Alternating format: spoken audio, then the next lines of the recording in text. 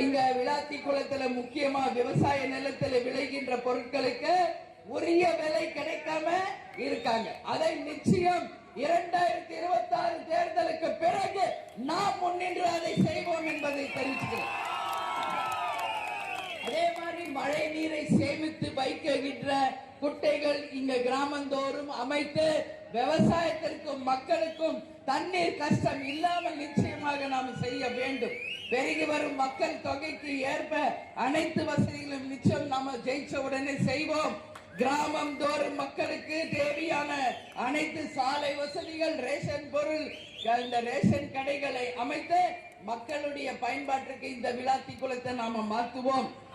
அந்த உப்பை உற்பத்தி செய்கின்ற எங்கள் மக்கள் வாழ்கின்ற பூமி விவசாயம், உப்பு சார்ந்தவர்கள், மீனவர்கள், முத்து குளிப்பவர்களுக்கு நிச்சயமாக தேசிய முற்போக்கு திராவிட கழகம் நல்ல எதிர்காலத்தை உருவாக்குவோம். நீங்க எல்லாரும் எதிர்பார்த்துட்டு இருக்கீங்களா?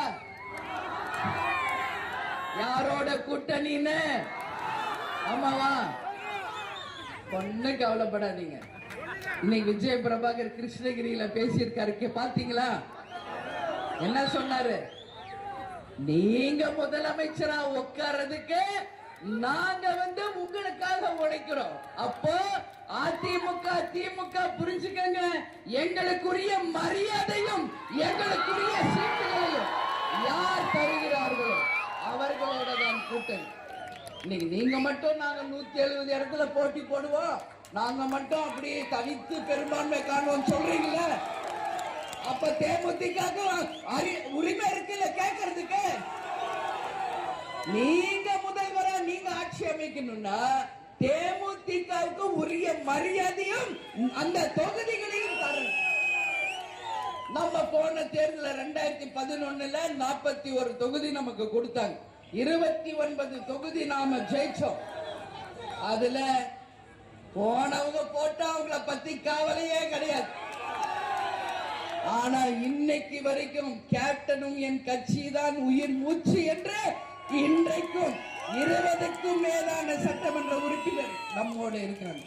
அவங்களுக்கு உரிய மரியாதை அளிக்கப்படும். தலைவரை தன் தெய்வமாக நினைத்து உழைத்துக் கொண்டிருக்கிற கடைகோடியில் இருக்கின்ற தொண்டராகிய உங்களையும் நிச்சயமாக அரசு பதவியில அமர்த்த வைச்சு உண்மையிலே இந்த 2026 தேர்தல் உங்களுக்கான தேர்தல், தேமுதிகவுக்கான தேர்தல் என்பதை இந்த நேரத்தில் நான் சொல்ல கடமைப்பட்டிருக்கிறேன். அதனால உங்களுக்கு 160 170 சீட்டு என்று சொல்ற உரிமை இருந்தால் தேமுதிகவுக்கும் உரிய சீட்டும் அதிகாரமும் தர வேண்டியது உங்கள் கடமை என்பதை இந்த நேரத்தில் சொல்ற. இததான் விஜய பிரபாகர் கிருஷ்ணகிரியில பேசியிருக்கார்.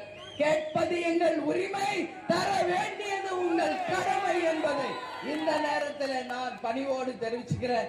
ஏன்னா 2026 தேர்தல் மக்களுக்கான தேர்தல், கனவு லட்சியத்தை வென்றெடுத்து மக்கள் ஆட்சியை கொண்டு வர போகும் தேர்தல் என்பதை இந்த நேரத்தில் உங்க அத்தனை பேருக்குமே நான் சொல்றேன்.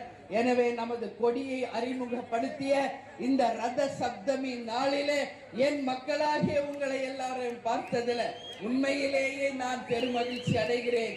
எனவே சட்டமன்ற தேர்தல் முடிந்தவுடனே 3 மாசத்துல உள்ளாட்சி தேர்தல் வர இருக்கிறது. என் கண் முன்னாடி நிக்கிற நீங்கள் தான் நாளைய கவுன்சிலர்கள், நாளைய வைஸ் சேர்மன்கள், நாளைய சேர்மன்கள், நாளைய மேயர்கள். நீங்க தான் இன்னைக்கு என் தொண்டர்களாக இருக்கின்ற உங்களை அரசு பதவியில் அமர வைத்து அழகு பார்ப்பதுதான் உங்கள் அண்ணியாக உங்க அம்மாவா நான் சொல்றேன். உங்களை அத்தனை பேரையும் அரசு பதவியில் அமர்த்தி வைத்து பார்ப்பதுதான் இனிமேல் என் லட்சியம், கனவு, கொள்கை. அதுதான் நம் தலைவரின் லட்சியம், கொள்கை. அதை இந்த 2026 நாம் அனைவரும் ஒன்று சேர்ந்து வென்றெடுப்போம் என்று இந்த நேரத்தில் உங்ககிட்ட உறுதியா சொல்றேன்.